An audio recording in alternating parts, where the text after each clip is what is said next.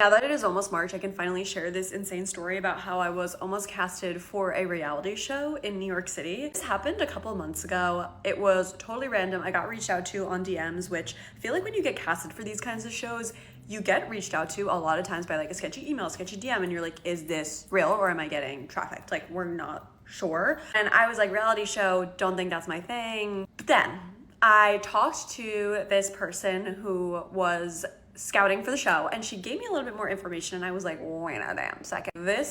I would excel in this show. I'm not gonna get into the details because I imagine it's going to come out soon. It just went really well, and I was like, never been casted for anything before of this caliber, so I didn't realize how much went in. I went through such extensive chats with those who were scouting talent for this show, and I had to submit so many things, like every little detail about my life, tons of photos of my family, tons of photos of me and my friends. They needed everything within 24 hours. So it was like a very, very quick whirlwind. I have to create this reel for them to send to the producers, which like, yeah, duh, but I don't know these things. So I hop on this call and they give me like a little bit of a briefing, but it is like an hour and a half, so in depth. I was mind fucked and it was fun. They definitely dig for questions that might lead to something else. For example, like on a scale from 1 to 10, how competitive are you? They're trying to find certain archetypes, like they need a villain in the show, they need someone that everyone loves. Honestly, the reason I think I didn't end up